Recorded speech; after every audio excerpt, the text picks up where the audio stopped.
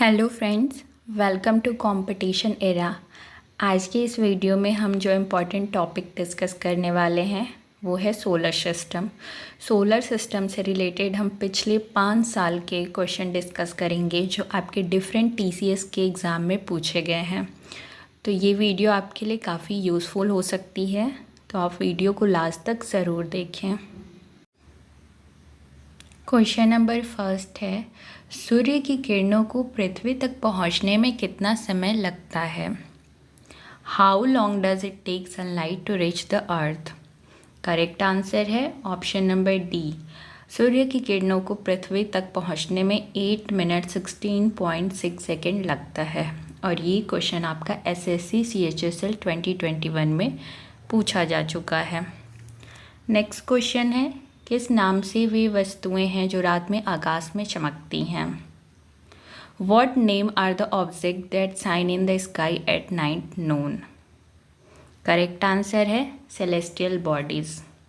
जो object shine करते हैं स्काई में रात को उनको सेलेस्टियल बॉडीज़ कहते हैं। और ये क्वेश्चन आपके एसएससी CGL 2020 में पूछा जा चुका है। Which of the following are part of celestial bodies? निम्नलिखित में से कौन आकाशीय निकायों का हिस्सा है? आपके ऑप्शंस हैं स्टार, प्लैनेट, मून। तो ये तीनों आपके सेलेस्टियल बॉडी का पार्ट है, तो आपका करेक्ट आंसर हुआ answer C. First, second, third ये तीनों ही सेलेस्टियल बॉडीज़ का पार्ट है। निम्नलिखित में से कौन एक खगोलीय शरीर है? निम्नलिखित में से कौन एक सेलेस्टियल बॉडी है? ऑप्शन है sun, star, planet, C. Correct answer है ऑप्शन नंबर डी। सी जो है वो एक सेलेस्टियल बॉडी नहीं है। Which is the principal celestial body of solar system? कौन सौरमंडल का प्रमुख खगोलीय शरीर है? करेक्ट आंसर है option number C, sun. The largest star in the solar system. आपसे पूछा जा रहा है the largest star in the solar system. Correct answer है ऑप्शन नंबर सी, सन जो है वो सबसे बड़ा सितारा है आपके सौरमंडल का। नेक्स्ट क्वेश्चन है, सूर्य की सतह का लगभग 70% निम्नलिखित में से किसे बनाया गया है? आपसे पूछा जा रहा है कि सूर्य की सतह का लगभग 70% यानी 70% किस चीज़ से मिलकर बना है? करेक्ट आंसर है ऑप्शन नंबर डी, हाइड्रोजन। सूर्य के सरफेस का 70% जो है वो हाइड्रोजन से मिलके बना है, जो आपके RRB, NTPC और SSC CGL में पूछा जा चुका है। सूर्य और अन्य सितारों की ऊर्जा का स्रोत क्या है? What is the source of energy of the sun and other stars? Correct answer है option number B, nuclear fusion. Nuclear fusion जो है वो सोर्स ऑफ एनर्जी है सन का और अदर स्टार्स का। कौन से वैज्ञानिक ने सबसे पहले कहा था कि सूर्य केंद्र में स्थित है और अन्य ग्रह इसके चारों ओर घूमते हैं? क्या न्यूटन ने कहा था, कैप्लर ने कहा था, गैलीलियो ने कहा था या कोपरनिकस ने कहा था? करेक्ट आंसर है ऑप्शन नंबर डी, कोपरनिकस ने कहा था कि जो सूर्य है वो केंद्र में स्थित है यानी कि सेंटर में लोकेटेड है, और जो अदर प्लैनेट है वो उसकी चारों ओर घूमते हैं यानी रिवॉल्व करते हैं। नेक्स्ट क्वेश्चन है, the shining surface of the sun is called? सूर्य की चमकदार सतह को क्या कहा जाता है? क्या उसको लिथोस्फीयर कहा जाता है, फोटोस्फीयर कहा जाता है, एटमॉस्फेयर कहा जाता है या क्रोमोस्फीयर कहा जाता है? करेक्ट आंसर है फोटोस्फीयर कहा जाता है सूर्य की चमकदार सतह को। सूर्य के फोटोस्फीयर द्वारा उत्पादित ऊर्जा का स्मॉल बर्स्ट क्या होता है? What is the small burst of energy produced by the photosphere of the sun called? Correct answer है solar flare. Small burst of energy जो कि सन का फोटोस्फीयर होता है उसे कहा जाता है solar flare. How many times of the sun is larger than earth size. सूर्य जो है वो आकार में पृथ्वी से कितने गुना बड़ा है। आपसे पूछा जा रहा है कि सूर्य का आकार पृथ्वी से कितनी बार बड़ा है। करेक्ट आंसर है option number C, 109 times bigger है सन अर्थ से। क्वेश्चन नंबर 13 है, the outermost layer of the sun is called.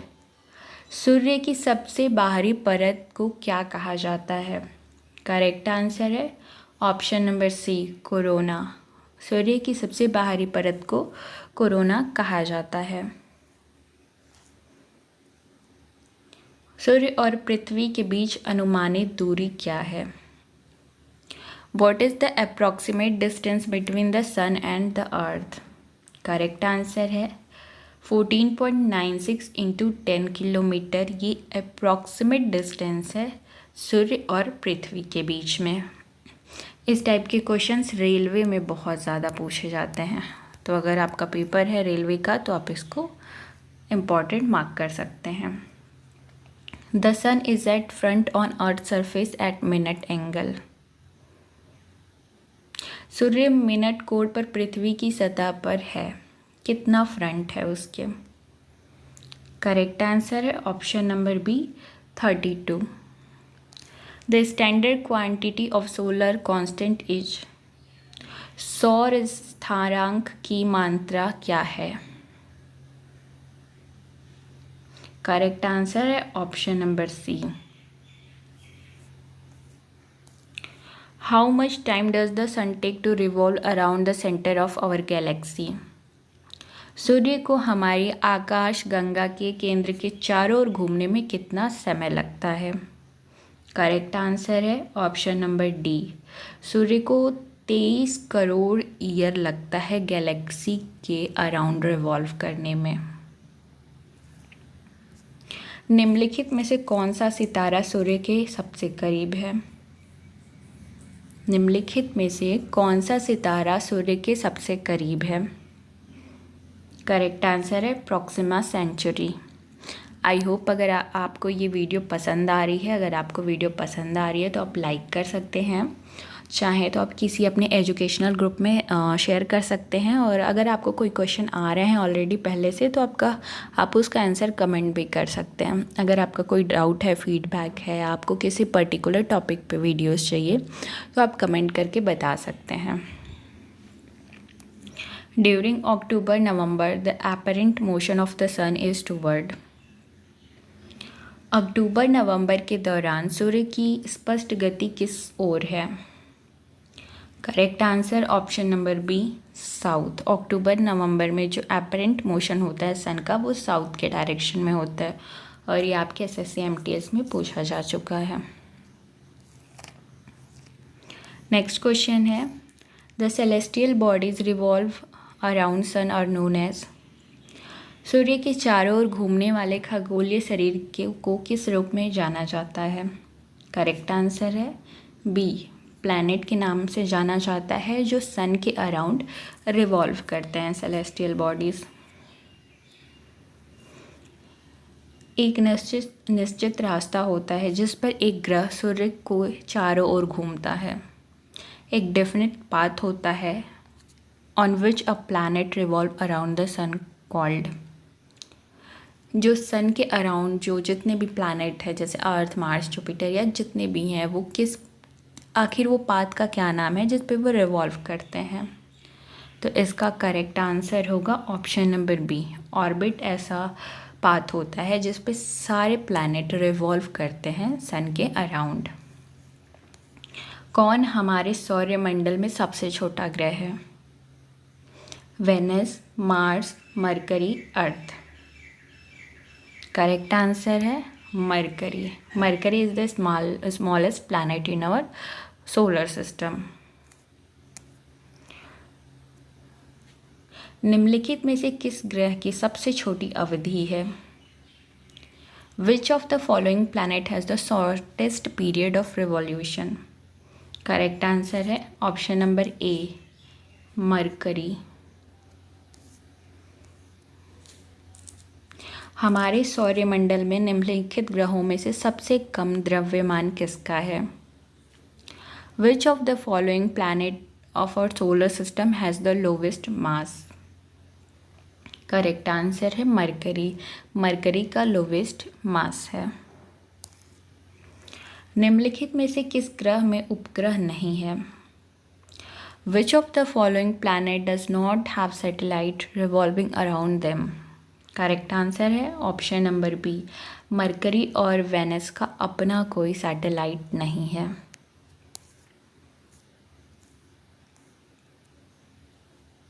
कौन सा सबसे चमकीला ग्रह रात के आकाश में मौजूद होता है? Which is the brightest planet present in the night sky? Correct answer है option number D, Venus. Venus जो है वो सबसे ब्राइटेस्ट प्लैनेट होता है नाइट में। निम्नलिखित में कौन सा ग्रह मॉर्निंग स्टार के रूप में जाना जाता है? Which of the following planet is also known as the morning star? Correct answer है ऑप्शन नंबर सी, वेनस को मॉर्निंग स्टार के नाम से हम जानते हैं। The other name for planet Lucifer is? Planet Lucifer को हम दूसरे नाम से वेनस के रूप में जानते हैं। निम्नलिखित में से कौन सा ग्रह अन्य की तुलना में विपरीत दिशा में घूमता है? Which of the following planet rotates in the opposite direction than other planets? Correct answer है वेनस। और प्लैनेट डिफरेंट डायरेक्शन में घूमते हैं और वेनस जो है वो डिफरेंट डायरेक्शन में घूमता है। Which of the following planet has no satellite? निम्नलिखित में किस ग्रह का कोई उपग्रह नहीं है? करेक्ट आंसर है Venus. Which planet is made up of thick layer of white icy clouds of sulphuric acid? कौन सा ग्रह सल्फ्यूरिक एसिड के सफ़ेद बर्फीले बादलों की एक मोटी परत से बना है? करेक्ट आंसर है Venus. Venus is made up of thick layer of white clay clouds of sulphuric acid. पृथ्वी किस प्रकार का आकाशीय शरीर है? क्या सैटेलाइट है, प्लैनेट है, कॉमेट है या स्टार है? तो अर्थ यानी पृथ्वी एक प्लैनेट है यानी ग्रह है। पृथ्वी से सूर्य की दूरी लगभग कितने लाइट मिनट है? The distance of the sun from earth is about light minute. Correct answer है 8 मिनट है। अर्थ से सन की दूरी 8 लाइट मिनट है। पृथ्वी की जलवायु में परिवर्तन का क्या कारण होता है? The changes in earth climate are caused by? Correct answer है option number C, sun. The mass of the earth is approximately? पृथ्वी का द्रव्यमान लगभग कितना है? करेक्ट आंसर है 6 into 1024 kg. What is the radius of the earth? पृथ्वी का त्रिज्या क्या है? करेक्ट आंसर है option number B, radius of the earth है 6371 किलोमीटर। पृथ्वी का औसत घनत्व क्या है? What is the average density of planet Earth? Correct answer है ऑप्शन नंबर डी, 5.5। एक घंटे में पृथ्वी कितने डिग्री अपनी धुरी पर घूमती है? How many degree does the earth rotate on its axis in an hour? Correct answer है option number D, 50 degree rotate करती है अर्थ अपने एक्सिस पे एक घंटे में। The closest planet to the earth is? पृथ्वी के निकटतम कौन सा ग्रह है? क्या ये वेनस है, मार्स है, मरकुरी है या जुपिटर है? तो करेक्ट आंसर होगा वेनस। वेनस सबसे क्लोजेस्ट प्लैनेट है अर्थ का। पृथ्वी चुंबकीय क्षेत्र के लिए क्या जिम्मेदार है? What is responsible for the earth magnetic field? Correct answer है option number C, outer core responsible है अर्थ के मैग्नेटिक फील्ड के लिए। आई होप आपको वीडियो पसंद आ रही है। अगर आपका कोई फीडबैक है तो आप बता सकते हैं कमेंट के थ्रू, और साथ में वीडियो को लाइक भी कर सकते हैं।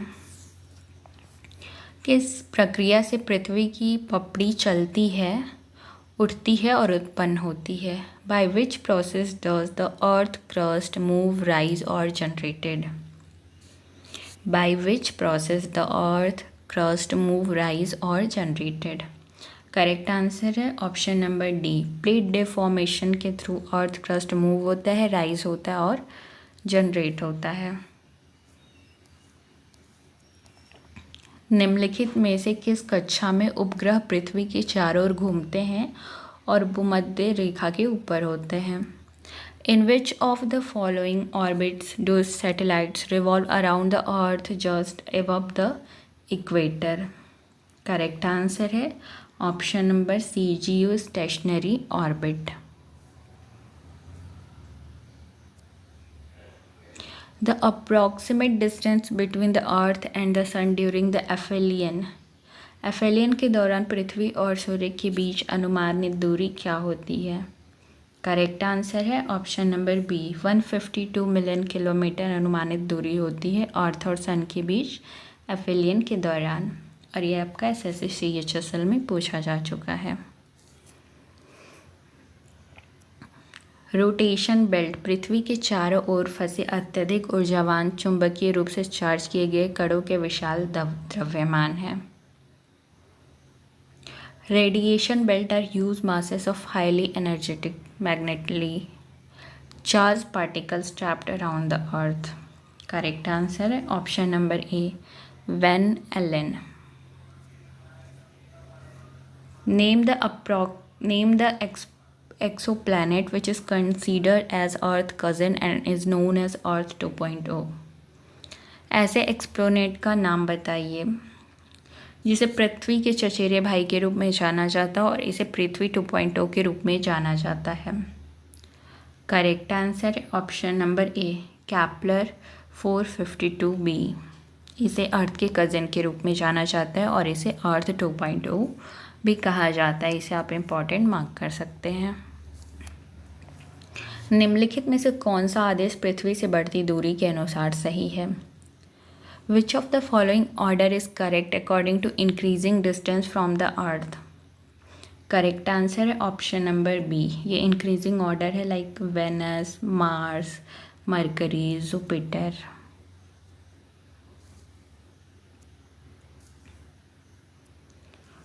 With reference to water on planet Earth, consider the following statement.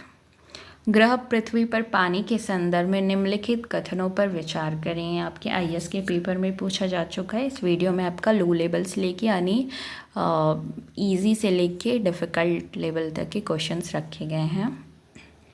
The volume of water in river and lake is more than the volume of ground water. कहना है इसमें कि जो रिवर और लेक में पानी है वो ग्राउंड वाटर से ज़्यादा है। The amount of water in polar ices and glacier is more than the amount of ground water. जो पोलर आइसेस और ग्लेशियर में पानी है वो ग्राउंड वाटर से ज़्यादा है।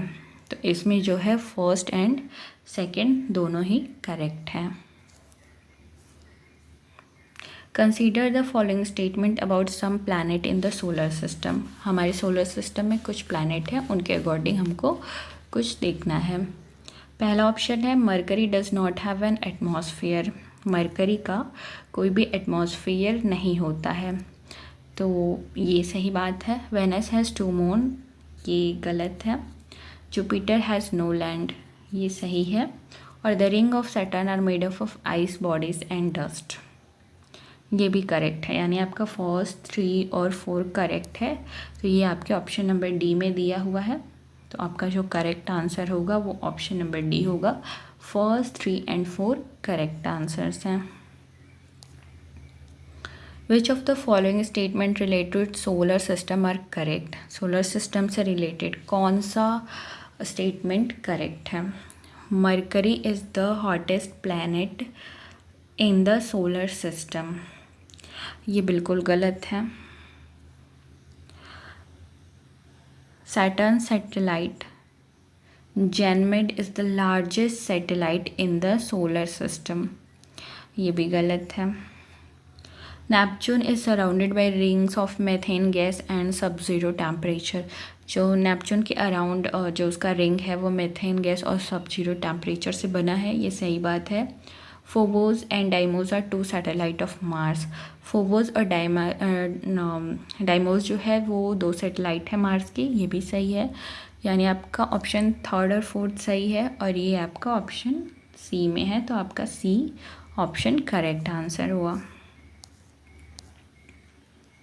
To statement are given below, one is assertion and other is reason. दो ऑप्शंस दिए गए हैं स्टेटमेंट, एक असर्शन है और एक रीज़न है, ठीक है। तो उसे हमें देखना है, उसके बाद उसको सॉल्व करना है, ठीक है। असर्शन है कि when an artificial satellite revolve around the earth in a circular orbit at a constant speed, its velocity is not constant because the direction of motion of the satellite is constantly changing. जब एक कृत्रिम उपग्रह स्थिर गति से एक गोलाकार कक्षा में पृथ्वी के चारों ओर घूमता है तो इसका वेग स्थिर नहीं है क्योंकि उपग्रह की गति की दिशा लगातार बदल रही है। ओके, सही लग रहा है। इसका रीज़न ये है कि the gravitational force of earth keeps the satellite in a circular orbit around it. इसका रीज़न ये है कि पृथ्वी का गुरुत्वाकर्षण बल उपग्रह को उसके चारों ओर एक गोलाकार कक्षा में रखता है। तो आई थिंक इसका असर्शन भी सही है और ये इसका रीज़न भी सही दिया गया है। तो ऑप्शन नंबर ए सही होगा कि both A and R true and R is the correct explanation of A. तो आज के लिए इतना ही क्वेश्चन रहने देते हैं, एक और वीडियोज़ आएंगी, कुछ क्वेश्चन अभी रह गए हैं इस टॉपिक के, तो एक और वीडियो आएगी जिसमें कवर हो जाएगा और डिफरेंट टॉपिक पे भी वीडियोस आने वाले हैं। तो अगर आपका कुछ पर्सनल कमेंट है कि आपको इस टॉपिक पे वीडियोस चाहिए तो आप कमेंट करके ज़रूर बताइएगा। अगर आपको वीडियो पसंद आई हो तो आप वीडियो को लाइक कर दीजिएगा, चैनल को सब्सक्राइब करके बेल आइकन प्रेस कर दीजिएगा, जिससे कि जैसे ही वीडियो आएगी आपको तुरंत नोटिफिकेशन मिल जाएगा। अगर आपका कोई थॉट हो तो आप क्वेरी हो वो भी कमेंट करके बता सकते हैं और अगर आप चाहें तो ये वीडियो अपने किसी एजुकेशनल ग्रुप में भी शेयर कर सकते हैं। Thank you for watching.